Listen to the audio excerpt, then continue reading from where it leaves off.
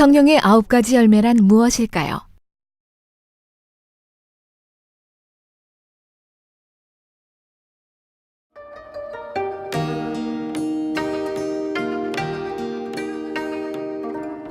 오직 성령의 열매는 사랑과 희락과 화평과 오래 참음과 자비와 양선과 충성과 온유와 절제니 이 같은 것을 금지할 법이 없느니라.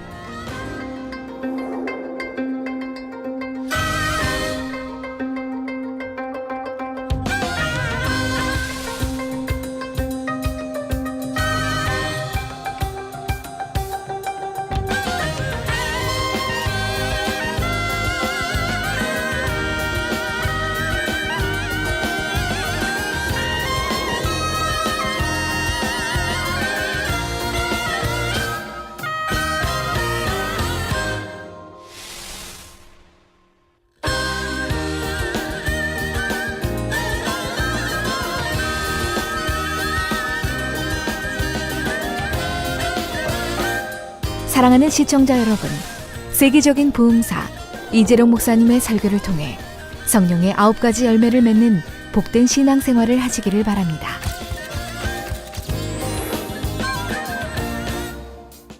이 시간 은혜 받으실 말씀 구절은 갈라디아서 5장 22절 23절입니다. 오직 성령의 열매는 사랑과 희락과 화평과 오래 참음과 자비와 양선과 충선과 온유와 절제니 이 같은 것을 금지할 법이 없느니라. 아멘.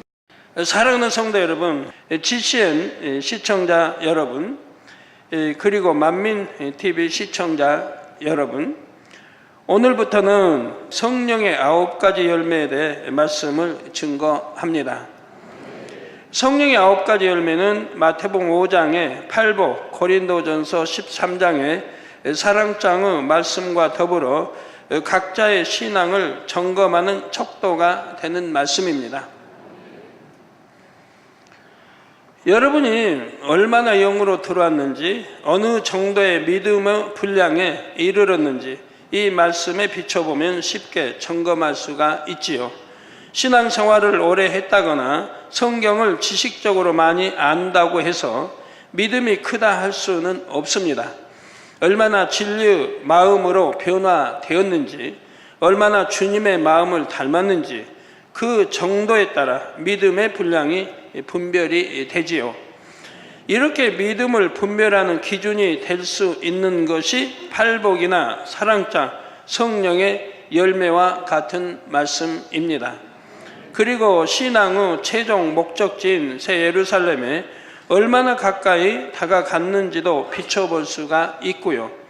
비유를 들어서 여러분이 서울에서 부산을 찾아간다 합시다. 이때 중간에 거쳐가는 지점들을 알면 더 쉽게 갈 수가 있지요. 작은 샛길이나 작은 마을들까지는 모른다 해도 큰 도시 정도만 알아도 많은 도움이 됩니다. 예를 들어 한 2시간 정도 가면 대전이 나오고, 그럼 대전 도착했다면 내가 바른 길로 가고 있는가, 부산에 가는데 또 얼마 부산이 남아있다는 것도 알 수 있지 않습니까? 거기서 또 더 가면, 이제 대구쯤 가면 뭐 3분의 2를 왔다든가, 또 지금 바른 길로 부산 가고 있다든가, 얼마 남지 않았다든가를 알 수 있지 않습니까? 중간 지점들을 지날 때마다 내가 제대로 가고 있구나 확인이 됩니다. 지금까지 얼마나 왔고 앞으로 얼마나 남았는지, 다음에 지나야 할 도시는 어디인지 이런 것들도 알 수가 있지요. 만약 길을 잘못 들었다 해도 금방 깨우칠 수가 있고요. 천국에 가는 것도 이와 마찬가지입니다. 새 예루살렘이라는 최종 목표 지점에 이르기까지 자신의 믿음을 점검할 수 있는 기준이 있으면 매우 유익하지요. 새 예루살렘에 가는 길은 하나님의 말씀인 성경 66권 안에 들어 있습니다. 그런데 여러분이 신앙생활을 해 나가면서 모두가 성경 66권의 말씀을 다 알고 신앙생활을 하는 것은 아닙니다. 그럴 때도 새 예루살렘에 이르려면 반드시 명심해야 하는 기본적인 말씀들이 있습니다. 곧 부산까지 가는 길에 조그만 마을들까지는 기억하지 못한다 해도 몇몇 큰 도시들은 기억해야 하는 것과 같지요. 이렇게 성경에서도 새 예루살렘에 가는 길에 이정표와 같은 역할을 하는 말씀이 있습니다. 이것이 바로 앞서 설명한 대로 팔복, 사랑자, 성령의 열매 이런 말씀들입니다. 여러분이 더 좋은 천국을 침노하기 위해 반드시 양식 삼아야 하는 내용이지요. 그리고 내가 이 말씀 안에 얼마나 거하고 있느냐에 따라서 영으로 가까이 얼만큼 들어왔느냐, 아니면 영으로 내가 들어왔느냐, 온영으로 들어가고 있느냐를 구분할 수가 있는 것입니다. 이 말씀들이 마음의 열매로 맺힌 만큼 새 예루살렘에 가까이 이른 것입니다. 오늘부터 증거되는 말씀을 통해 성령의 열매들이 여러분 안에 얼마나 맺혀 있는지 잘 점검해 보시기를 바랍니다. 사랑하는 성도 여러분, 본문에 보니 성령의 열매는 사랑과 희락과 화평과 오래 참음과 자비와 양선과 충성과 온유와 절제니. 하나, 둘, 셋, 넷, 다섯, 여섯, 일곱 개입니까? 8개입니까? 9개입니까? 9개죠. 성령이 9가지 열매니까. 그러면 먼저 성령의 열매란 무엇입니까? 또 어떻게 하면 이 열매를 맺을 수 있을까요? 열매는 씨를 심었을 때 싹이 나고 자라 꽃을 피우면서 맺게 되는 결과물입니다. 이런 것처럼 성령의 열매는 여러분 안에 성령이 임하심으로 심기운 생명의 씨가 자라서 맺히는 열매입니다. 주님을 영접한 자녀들의 마음에는 하나님께서 성령을 선물로 주시지요. 성령을 받으면 죽었던 영이 살아납니다. 성령은 죄와 의와 심판에 대해 깨우쳐 주십니다. 죄와 불법을 버리고 의 가운데 살아갈 수 있도록 도와주시지요. 천국에 갈 수 있는 믿음과 소망을 가지고 신앙생활에 나갈 수 있도록 인도하십니다.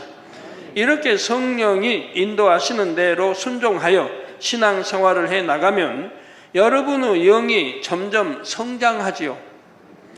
그리고 영의 열매를 하나하나 맺게 됩니다. 이렇게 맺는 것이 바로 성령의 열매입니다. 그런데 성령을 받았다고 해서 누구나 성령의 열매를 맺는 것은 아닙니다. 자신이 성령의 인도대로 순종해서 행해야 열매를 맺을 수가 있지요. 육적으로 비유하면 성령은 하나님의 발전기와 같습니다. 성령은 하나의 발전기와 같습니다. 발전기가 돌아가면 전기가 발생합니다. 이때 발전기가 전구에 연결되어 있어서 전기가 전구에 공급되면 빛이 밝혀지지요. 어둠이 물러가고 빛이 임합니다. 마찬가지로 성령께서 우리 안에 역사하실 때 육에 속한 어둠이 물러갑니다. 그리고 빛이 우리 안에 임하며 성령의 열매를 맺게 되지요. 그런데 중요한 것은 전구에 빛이 들어오려면 발전기를 연결만 해서 되는 것은 아닙니다. 여러분이 이 발전기를 가동해야 합니다. 하나님께서 성령이라고 하는 발전기를 주셨으되 이 발전기를 가동하는 것은 바로 여러분 자신이라는 사실입니다. 이 성령의 발전기를 가동하려면 무엇보다도 항상 깨어 불같이 기도해야 합니다. 그리고 성령이 마음을 주관하시는 대로 순종하여 진리를 행해야 하지요. 이렇게 성령의 주관대로 진리를 따르는 것을 성령의 소욕을 쫓는다라고 말합니다. 성령의 소욕을 쫓아간다, 쫓는다. 성령의 소욕을 쫓아 열심히 행해 나갈 때 성령의 충만함을 입게 되죠. 성령을 순종해서 성령의 소욕을 쫓아 나가면 그 다음에는 성령의 충만함을 입게 된다 이 말입니다. 이 발정기를 가동시키는 것은 여러분 자신인데 바로 기도이지요. 성령의 충만함 속에 마음이 점점 진리로 변화되고 그런 만큼 성령의 열매들을 맺게 됩니다. 그런데 성령의 소욕을 쫓고자 할 때 이것을 방해하는 또 다른 소욕이 있습니다. 성령의 소욕을 누구나 여러분 쫓고 싶지요. 근데 이것을 방해하는 또 다른 소욕이 있다 이 말입니다. 바로 육체의 소욕입니다. 육체의 소욕은 성령의 소욕과 반대되는 것을 쫓고자 합니다. 서로 원수이죠, 원수. 갖가지 죄와 불의와 불법들을 행하려고 하죠. 여러분 마음속에 죄를 짓고 싶은 마음, 세상의 소욕을 쫓고 세상 걸 사랑하고 다 이런 게 이제 죄에 속하죠. 어둠에 속하는 것들을 사랑하니까. 그래서 이런 죄와 또 불의한 줄 알면서 불의를 쫓고자 하는 마음, 또 불법들을 행하려고 하는 마음. 예를 들어 내가 이거 불법인 줄 알면서도 뭐 돈을 자기 유익을 위해서 뭐 돈을 많이 번다고 하니까 벌려고 하니까 불법인 줄 알면서 쫓습니다. 이건 성령의 소욕이 아니고 바로 육체의 소욕이고 성령의 소욕은 그런 불법을 쫓지 않으려고 하는 거고요. 이게 서로 반대가 되죠. 여러분이 어디에 속하느냐? 아, 내가 돈을 벌게 불법을 눈 좀 딱 감고 한 번만 그냥 행하자라고 불법을 갈 수도 있고, 육신의 정욕, 안목의 정욕, 이생의 자랑 이런 것들을 취하려고 합니다. 이렇게 육체의 소욕을 쫓다 보면 성령께서 탄식하심으로 마음의 공고함이 찾아옵니다. 그러니까 하나님은 말씀하는 거예요. 처음부터 취하지 말라, 보지 말라, 말하지 말라, 듣지도 말라. 단둘이 차도 타지 말라. 타면 미혹하고 싶고 미혹을 받기도 하고 100%는 다는 아니라 해도 대부분이 그런다 이 말이에요. 그래서 범죄가 일어납니다. 단둘이 있지 말라. 남녀 단둘이 있지 말라. 자, 점점 성령의 충만함을 잃어가므로 성령의 소욕을 쫓기가 더욱 힘들어지지요. 성령의 소욕을 쫓아가면 빛에 속하게 되지만 육체의 소욕을 쫓으면 어둠에 속하게 되지요. 그래서 갈라디아서 5장 16절에서 17절에 보면 내가 이르노니 너희는 성령을 쫓아 행하라. 성령을 쫓아 행하라. 그리하면 육체의 욕심을 이루지 아니하리라. 육체의 소욕은 성령을 거스리고 성령의 소욕은 육체를 거스리나니 이 둘이 서로 대적함으로 좀 둘이 싸우잖아요. 서로 거슬리며 서로 반대고요. 대적함으로 너희 원하는 것을 하지 못하게 하려 함이니라. 원하는 것을 하지 못하게 한다. 성령의 소욕은 아버지 뜻을 쫓으려고, 하나님 아버지 뜻을 쫓으려고 해요. 그런데 육체의 소욕은 원수 마귀 사단의 뜻을 쫓으려고 해요. 그리고 서로 대적하고 서로 하지 못하게 해요. 성령의 9가지 열매를 맺으려면 오직 성령의 인도하심을 따라 성령의 소욕을 쫓아 나가야 합니다. 그거 얼마나 쉬워요. 너무너무 쉽단 말이에요. 순종할 마음만 있으면 되는 거예요. 어떤 생각 쓸데없는 거 하지 말고, 자기 좋게 해석하고 이해하지 말고, 아버지 말씀은 그대로 하지 말라면 안 하고, 하라면 하고, 지키라면 지키고, 버리라면 버리고 하면 되는 거예요. 얼마나 쉽냐 이 말이에요. 더군다나 뭐 내 친구가, 내 아내가, 내 남편이 시키는 것도 아니에요. 만군의 여호와 하나님이 시키시는 것이라 이 말입니다. 근데 그걸 왜 순종하지 못합니까? 그러나 반대로 육체의 소욕을 쫓아 행하면 그 열매는 죄와 불법이며 육체의 일로 맺힙니다. 이게 성령의 열매가 맺히는 거 아니고 반대로 육체의 일이 맺힌다 이 말입니다. 육체의 열매들만 맺히게 됩니다. 이러한 육체의 일이라는 열매를 낼 때 결국은 구원과도 멀어집니다. 갈라디아서 5장 19절에서 21절에 육체의 일은 현저하니, 그러면 육체의 일이 뭔가? 구약 신약에 많이 나와 있죠. 여기 대표적으로 기록되어 있습니다. 육체의 일은 현저하니, 그냥 대충대충이 아니에요. 내가 너 하나 때렸다. 이거 육체 일이죠. 아, 때렸으니까 이것 때문에 뭐 버림받고 하나님께 이런 게 아니고, 육체의 일은 여기 나오는 육체를 현저하다 이 말입니다. 뚜렷이 구분이 돼요. 현저하니 곧 음행과 더러운 것과, 일일이 설명할 수는 없어요. 여러분 성경 찾아보면 구약이 더러운 것이 뭔지 가증스러운 건지 뭔지 다 나와 있습니다. 음행과 더러운 것과 호색과 우상 숭배와 술수와 원수를 맺는 것과 분쟁과 시기와 분냄과 당짓는 것과 불리함과 이단과 투기와 술취함과 방탕함과 또 그와 같은 것들이라. 꼭 이 외에도 그와 같은 것들, 유사한 것들, 전에 너희에게 경계한 것 같이 경계하느니, 저 전에 경계했다면 저 구약에 많이 경계해 놓으셨습니다. 하나님이 많이 선지자들을 통해서, 하나님의 사람들을 통해서 경계를 했습니다. 전에 너희에게 경계한 것 같이 경계하느니, 이런 일을 하는 자들은 하나님의 나라를 유업으로 받지 못할 것이요, 즉 천국에 가지를 못한다 이 말입니다. 그럼 반대는 뭡니까? 지옥이라 이 말입니다.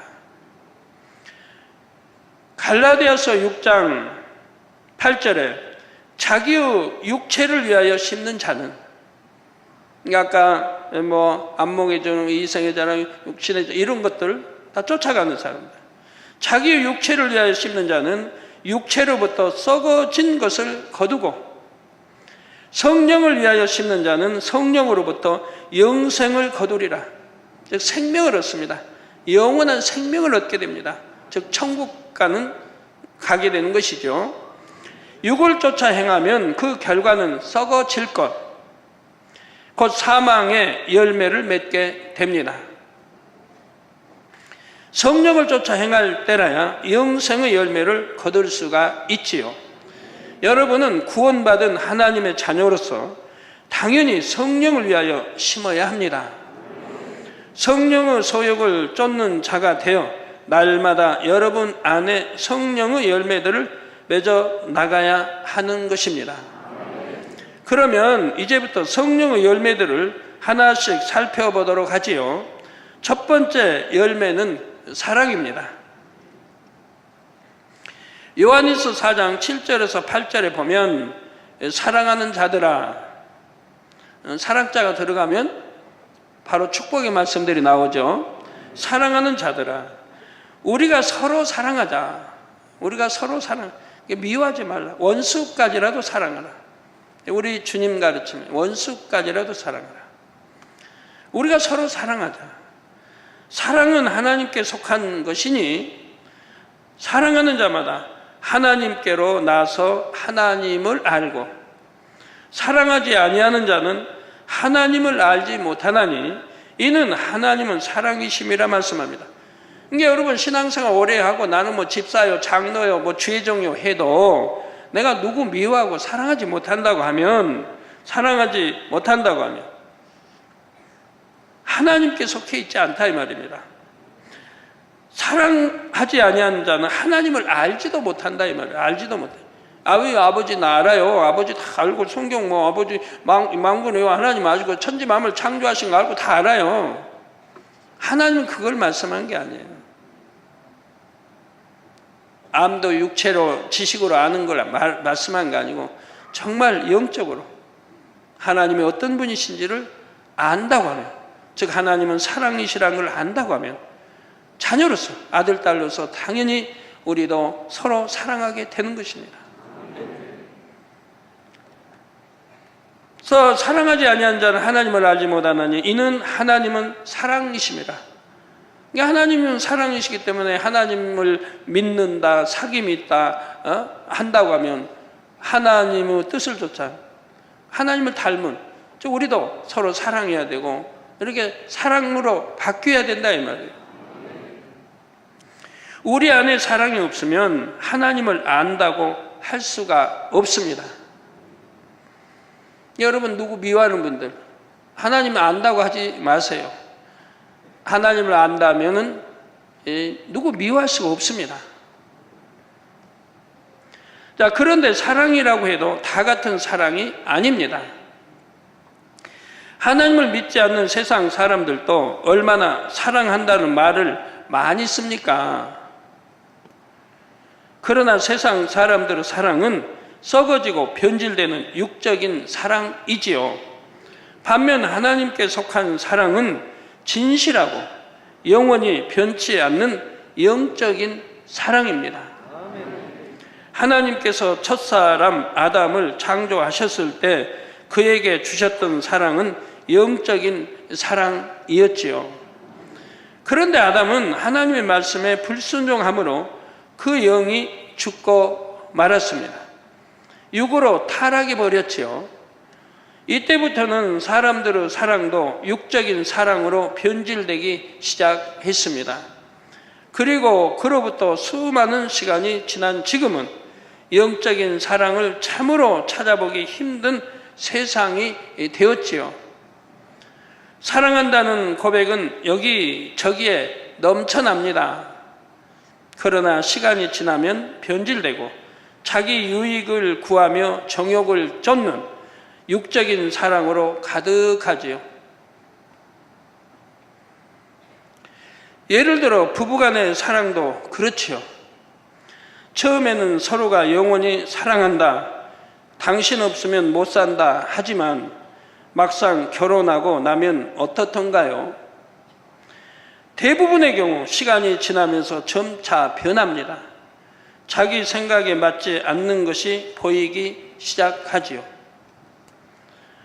전에는 상대의 뜻에 맞춰주려고 노력했는데 이제는 자기 뜻대로 따라주지 않으면 상대를 힘들게 하지요. 최근에는 이혼도 얼마나 쉽게 하는지요. 수십 년 전에만 해도 이혼하는 일이 그리 많지 않았습니다. 만약 이혼하게 되면요, 그 동네에서 손가락질 받아요. 살기 어려워요. 부끄러워서 살기 어려워요. 이혼은 70년대만 해도 그랬어요. 지금부터 한 40년 전만 해도 동네에서 이혼하면 그 동네 살기 어려워요. 따돌림 받아요. 근데 오늘날은 어떻습니까? 오히려 떳떳해요. 떳떳해. 자랑처럼 여기는 사람도 있어요. 어머니에게 찾아가서 이제 친정집에 찾아가, 어머니 나 이렇게 싸웠어요. 나 뭐 맨날 남편 이래 하면 어머니가 그래. 야, 그러면 헤어져. 이혼하면 되잖아. 보통 이런 말이 나옵니다. 옛날에는 죽어도 그 집에서 살으라고 그래요. 그 집 귀신이 되라고. 죄송합니다. 귀신 말 써서. 옛날 사람들은 그 집 귀신이 되라고 그래요.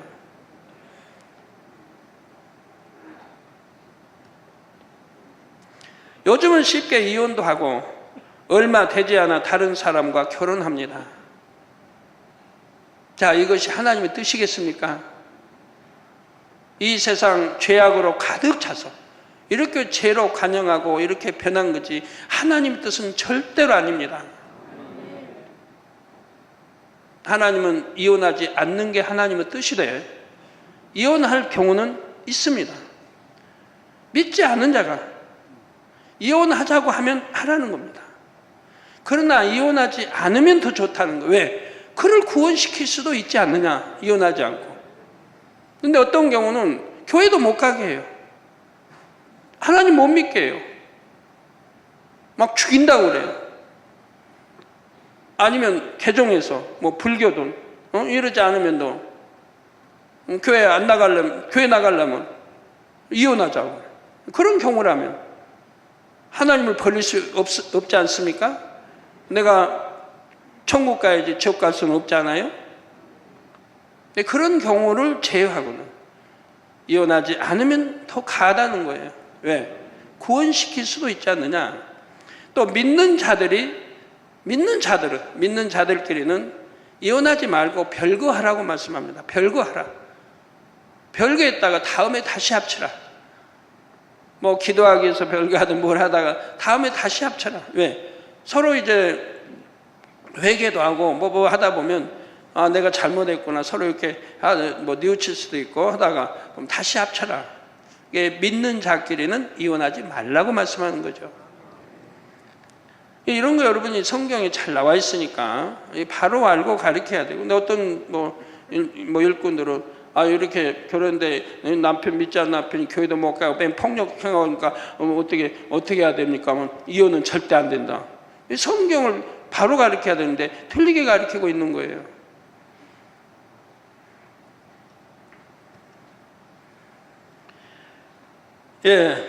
이렇게 얼마 되지 않아 다른 사람과 결혼합니다. 그러면서도 매번 상대를 진정으로 사랑하고 있다고 고백하지요. 또 다른 사람 결혼하면 자녀들이 문제 아닙니까? 자녀들이 얼마나 불쌍해집니까? 나를 낳아주지 않은 아버지, 나를 낳아주지 않았는데도 아저씨한테도 아버지라고 해야 되고, 나를 낳아주지 않은 아줌마한테도, 나를 낳아주지 않은 아줌마한테도 어머니라고 해야 되고. 성경은 절대 금하고 있습니다. 족보입니다. 대대로 족보로 내려옵니다. 아담부터 해서 쭉 내려와서 또 믿음의 조상 아브라함에서 쭉 내려옵니다. 오늘날 세상이 하나님을 알지 못함으로 변질되어서 이렇게까지 변질되고 있다 이 말입니다.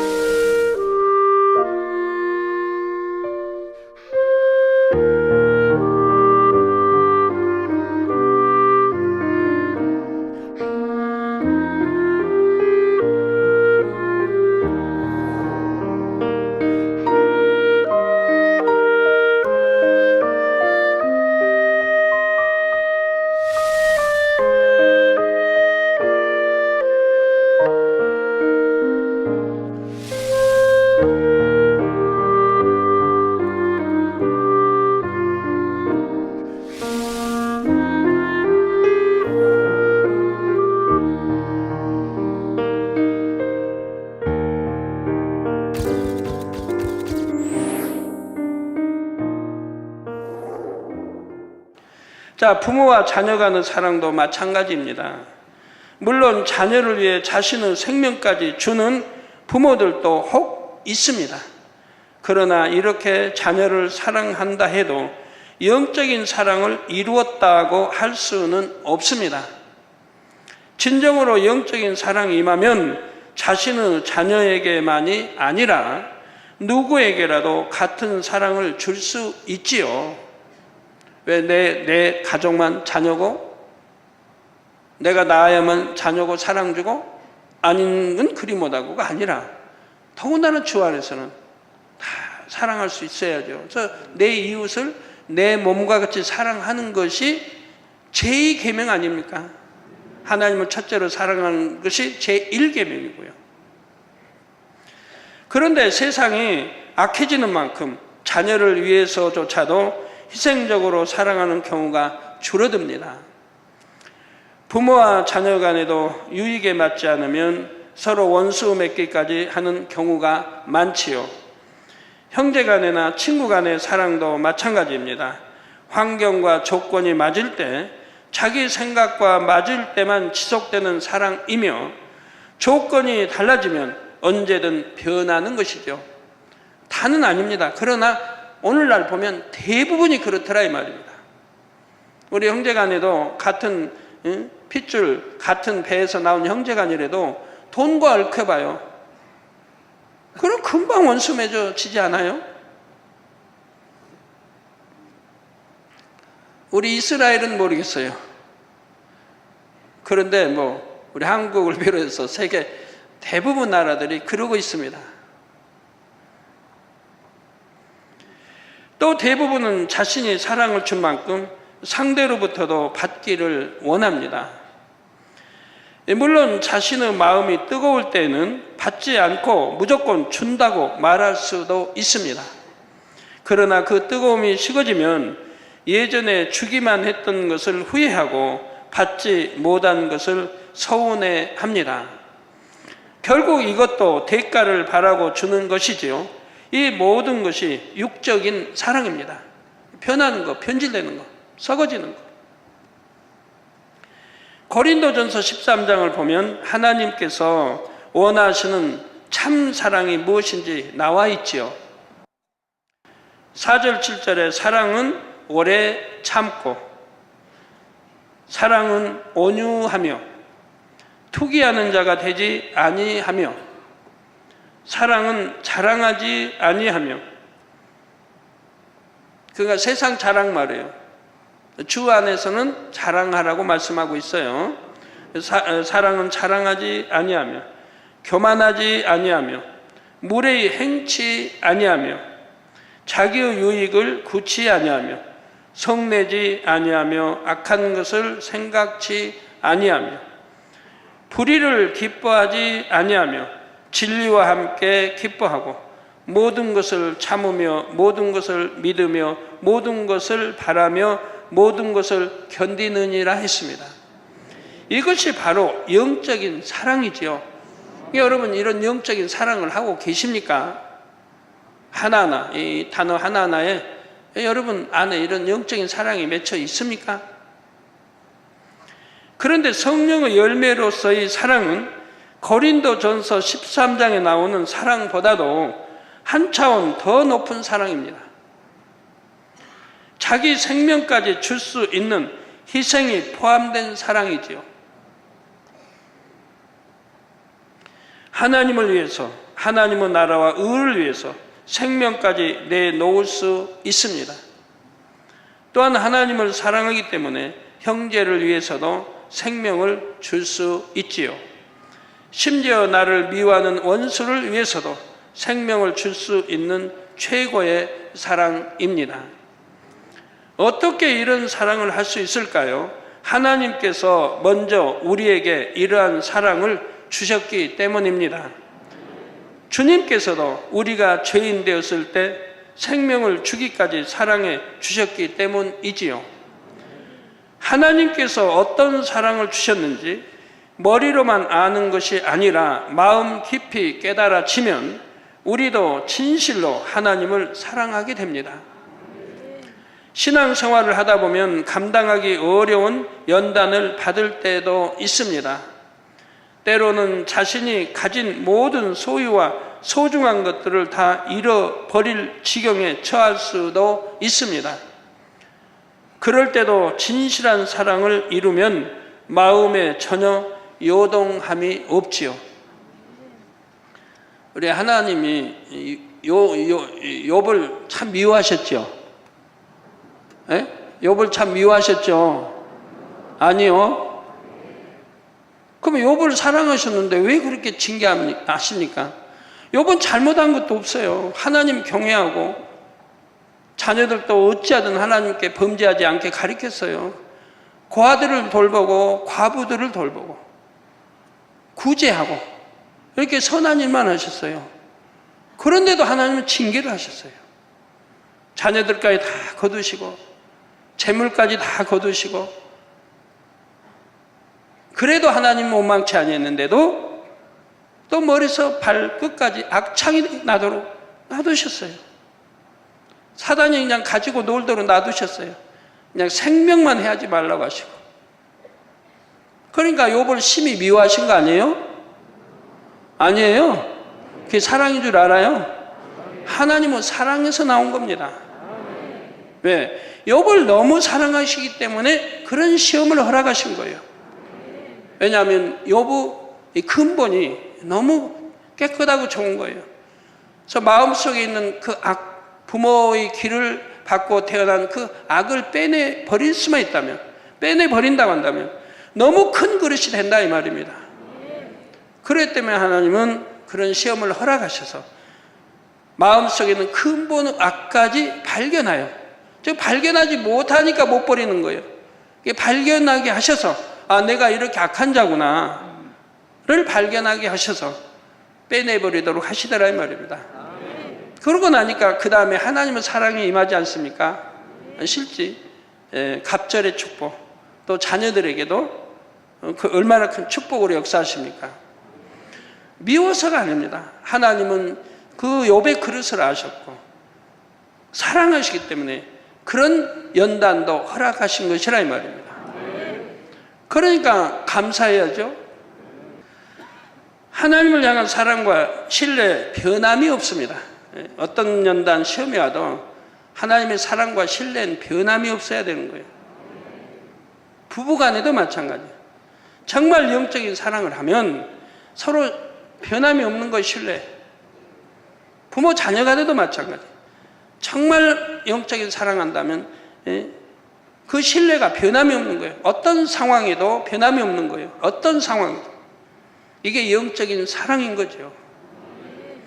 이미 독생자의 생명까지 주신 사랑을 받았는데 하나님께 대해 서운하거나 하나님의 사랑을 의심할 이유가 없는 것입니다. 한번 사랑한 마음에 변함이 없고 끝까지 생명 다해 충성하며 온전히 하나님의 사랑을 신뢰하지요. 영혼들에 대해서도 마찬가지입니다. 요한일서 3장 16절에 그가 우리를 위하여 목숨을 버리셨으니 우리가 이로써 사랑을 알고, 즉 그가 예수님이 우리를 위해 십자가 지시고 목숨을 버리셨다 이 말입니다. 목숨을 버리셨으니 우리가 이로써 사랑을 알고, 즉 하나님이 우리를 얼만큼 사랑하셨다는 것을 안다 이 말입니다. 독생자 아들까지 희생시키면서 우리를 구원하시려고 했으니 하나님이 저나 여러분을 얼마나 사랑하시느냐 이 말입니다. 그래서 이로써 사랑을 알고 우리도 형제들을 위하여 목숨을 버리는 것이 마땅하니라.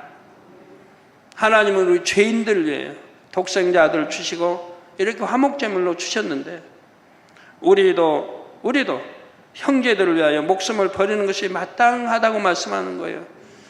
그런데 형제끼리 화평하지 못하고 서로 감정 갖고 미워하고 이런다고 하면 내가 하나님을 사랑한다는 증거가 어디 있는 것입니까? 하나님을 향해 진실한 사랑을 이루면 영혼들을 대할 때도 진실한 사랑을 하게 됩니다. 자기 유익을 구하는 마음이 전혀 없지요. 자기에게 있는 모든 것을 내어주면서도 어떤 대가를 바라지 않습니다. 그래서 참된 사랑은 여러분 안에서 육을 버린 만큼 임합니다. 죄와 악과 불법을 버림으로 성결된 만큼 여러분 안에 열매를 맺을 수가 있지요. 성경에 보면 죄악을 버린 믿음의 선진들이 어떤 사랑을 이루었는지 나옵니다.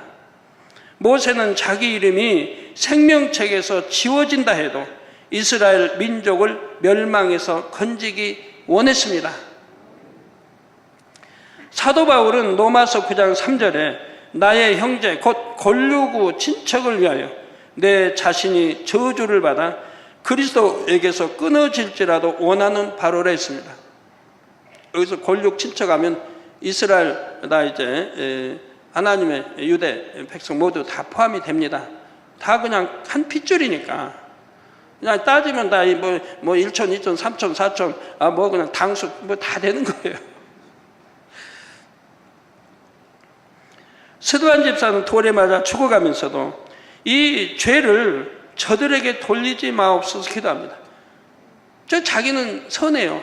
악을 행한 적이 없어요. 사도 바울은 하나님 말씀을 증거했어요. 그래서 저들은 죄를 지적해 줬어요. 그렇게 믿으면 안 된다고. 저들의 잘못을 하나님 말씀 모세 율법으로 지적을 해줬어요. 그런데도 저들은 듣기 싫다고 귀를 막는 거죠. 거기에다 영안이 열려 우리 주님이 하나님 보호자 우편에 서신 것을 보니까 봤다고 하는데 보이니까 본다고 하는데 오히려 그냥 돌들을 들어 쳐 죽입니다. 그 얼마나 악합니까? 거기서 무릎 꿇고 회개해야지.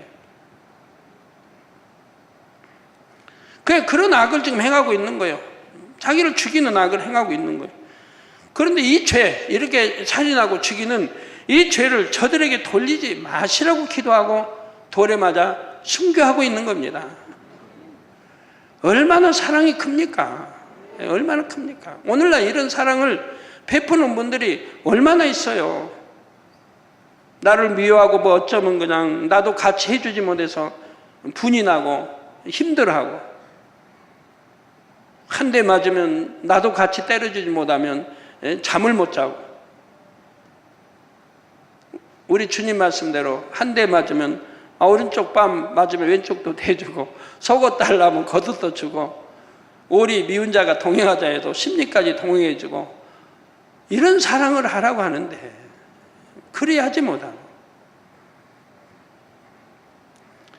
정말 스데반 집사는 아무 잘못 없이 저들을 깨우쳐 줬는데, 죄에서 떠나게 가르쳐 줬는데, 너 돌로 지금 자기를 쳐 죽이는데도 하나님께 저들에게 돌리지 말라고 기도하면서 죽어가고 있다 이 말입니다.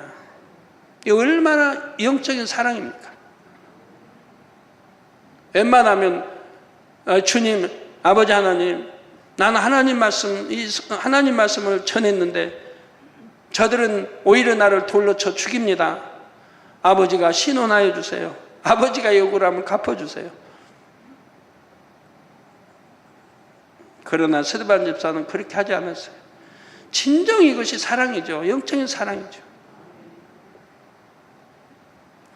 그러니까 스데반 집사는 권능을 하나님이 주신 거라 이 말입니다. 그렇게 선하고 그렇게 영적인 사랑으로 충만하기 때문에, 뭐 그런 사람은 성경에 보면 9가지 열매 안 맺혔겠습니까? 다 맺혔지요.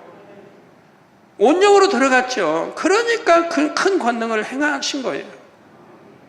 오늘날도 마찬가지고요. 그런 영적인 사랑, 그런 사랑, 그런 성령 9가지 열매 맺히고 이런 하나님의 사람들이 있다면 하나님은 그를 들어 크게 쓰십니다. 집사가 아니라 권찰이라 해도. 여러분 안에는 이러한 사랑이 얼마나 맺혀 있는지요?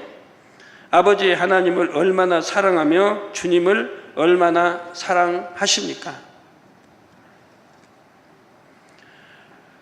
또 믿음의 형제 자매를 얼마나 사랑하시는지요?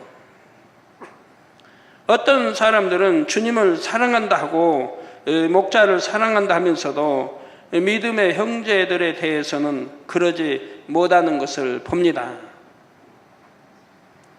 원수도 아니고 생명을 달라는 것도 아닌데 작은 일로 부딪히고 서로 걸림이 됩니다. 함께 하나님의 일을 하다가도 마음이 좀 맞지 않으면 감정을 품기도 하지요. 영적으로 시들어가고 죽어가는 영혼들을 보아도 별 안타까움 없이 무감각한 경우도 있고요. 이런 모습이 정녕 하나님을 사랑하는 것일까요? 제가 전에 이런 고백을 드린 적이 있지요. 만약 1000명의 영혼을 구원할 수 있다면 대신 지옥에 가야 한다 해도 그리 하겠다고 한 적이 있습니다. 지옥이 어떤 곳인지 저는 너무나 잘 압니다. 세상에서 어떤 대가를 치른다 해도 지옥에 갈 일은 결코 하지 않을 것입니다. 그러나 지옥에 떨어질 영혼들을 대신할 수 있다면 그렇게라도 하고 싶다는 말입니다. 1명도 아닌 1000명이라면, 그 이상이라고 한다면, 그 1000명 안에는 이 재단에서 신앙생활하고 있는 영혼들이 포함될 수도 있습니다. 진리의 말씀을 늘 듣고 권능을 늘 목도하면서도 진리를 선택하지 못하고 사망으로 가는 일꾼이나 양떼일 수도 있지요. 혹은 잘 알지도 못하면서 오해하고 시기하여 저와 이 재단을 반대하는 사람들일 수도 있습니다. 전쟁과 기근과 가난으로 절망 가운데 빠진 아프리카 오지의 불쌍한 영혼들일 수도 있습니다.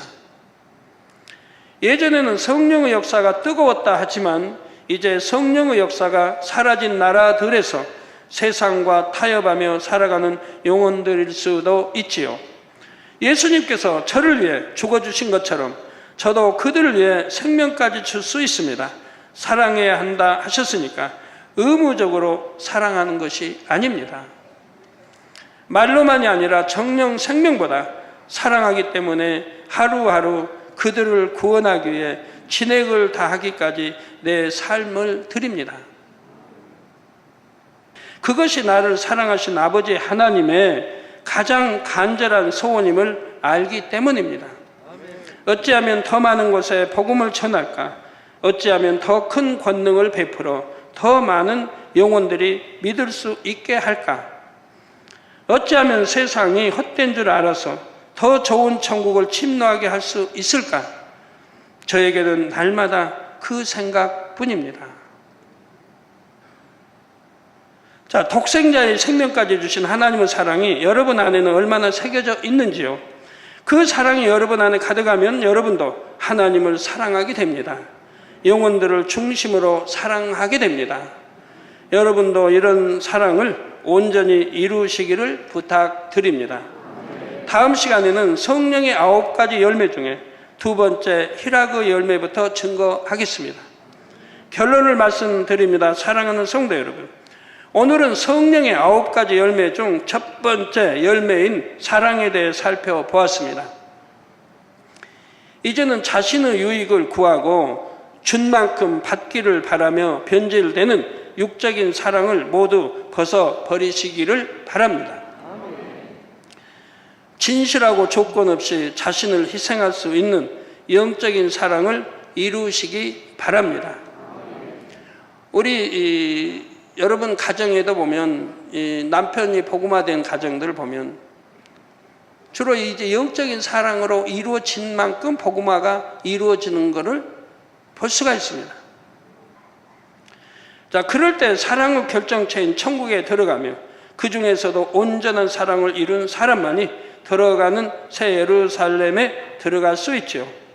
여러분 모두가 그곳에 들어가서 사랑 자체이신 아버지 하나님과 또 우리 주님과 영원히 사랑을 나누시기를 주님의 이름으로 축원합니다.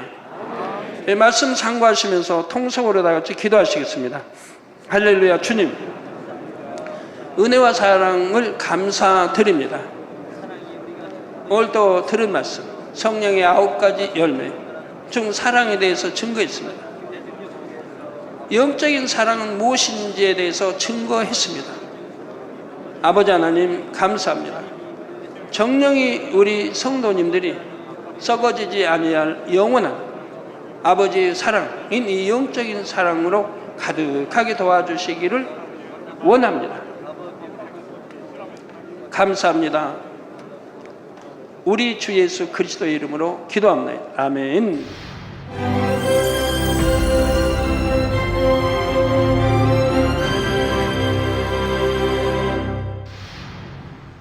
할렐루야. 전능하신 사랑의 아버지 하나님, 이 시간 기도받는 모든 성도님들 위해 안수하여 주옵소서. GCN과 만민TV, 인터넷과 화상을 통해 기도받는 지교회와 지성전 그리고 전세계 하나님의 자녀들 위에도 시공간을 초월하여 역사하여 주시기를 원합니다. 믿어지는 믿음을 주시고 부정적인 생각과 의심의 세력을 물리쳐 주옵시며 모든 시험 환난도 물리쳐 주옵소서. 머리부터 발끝까지 오장육부 뼈 마디마디 온몸의 신경 조직 세포 등 아픈 곳마다 성령의 불로 태우시고 근본의 빛으로 역사하여 주옵소서.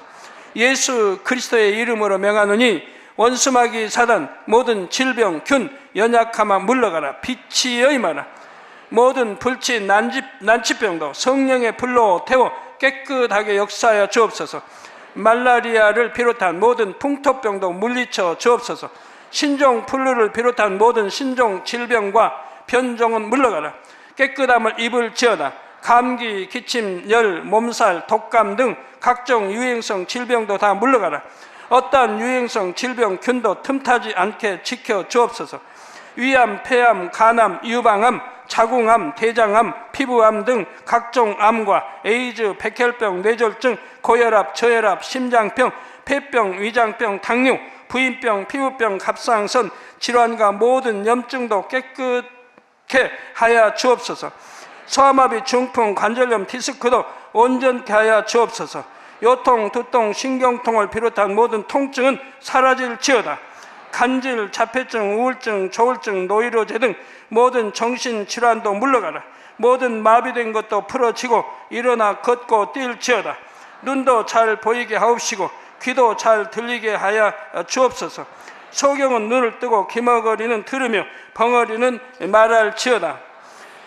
각종 사고, 후유증도 깨끗게 하시고 부러진 뼈도 붙여 주옵소서. 화상 입은 것도 온전케 하옵소서. 화기야 물러가라. 열도 물러가라. 아버지 흉터도 나지 않게 역사해 주시기를 원합니다. 마약을 비롯하여 각종 약물과 독극물 중독도 깨끗함을 입을지어다. 죽은 신경과 세포가 살아나며 죽은 자도 살아나게 하여 주옵소서. 잉태의 축복도 주시기를 원합니다. 잉태 축복을 받으라. 예수 그리스도의 이름으로 명하노니 원수마귀 사단아, 하늘 공중 곳에 잡은 악의 영들아 물러가라. 그의 사자들도 물러갈지니라. 이 땅의 악한 영, 더러운 영, 거짓되고 간사한 영, 이간질하고 미혹하는 모든 어둠들은 물러가라. 모든 흉악의 결박을 풀고 어둠아 물러가라. 빛이여 임하라. 아버지 하나님, 부르짖어 기도할 수 있는 능력을 주시고 죄를 버리고 성결될 수 있는 능력을 주옵소서. 영혼이 잘됨같이 범사에 잘되게 하시고 가정의 복음화도 이루어 주시기를 원합니다. 한 주간도 모든 사고와 재앙으로부터 지켜주시고 불통이 없는 형통한 삶을 살 수 있도록 축복해 주옵소서. 성령의 불담으로 천군 천사와 주님의 불꽃 같은 눈동자로 모든 하나님의 자녀들과 가정, 일터, 사업터를 지켜주시기를 원합니다. 학생들에게 지와 명철을 더하시고 공부도 할 수 있는 뜨거운 마음과 열정도 더하여 주옵소서. 마음과 생각을 세상에 빼앗기지 않도록 지키시고 하나님을 뜨겁게 사랑하는 학생들로 축복하여 주옵소서. 하나님의 자녀들이 먹으나 마시나 입으나 무엇을 하든지 하나님 앞에 영광 돌리는 삶이 되게 축복하여 주시기를 원합니다. 나는 하나님을 만났노라, 체험했노라, 응답 받았노라, 축복 받았노라, 간증하는 입술이 되게 역사하여 주옵소서. 아버지 하나님 감사합니다. 홀로 영광 받으옵소서. 우리 주 예수 그리스도의 이름으로 기도하옵나이다. 아멘. 성령의 9가지 열매란 무엇일까요?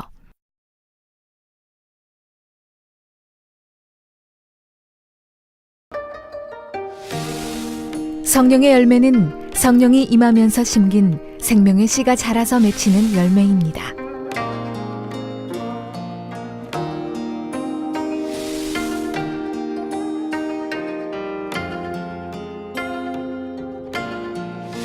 성령의 열매를 맺기 위해서는 성령이 인도하시는 대로 순종하여 신앙생활을 해나가야 합니다.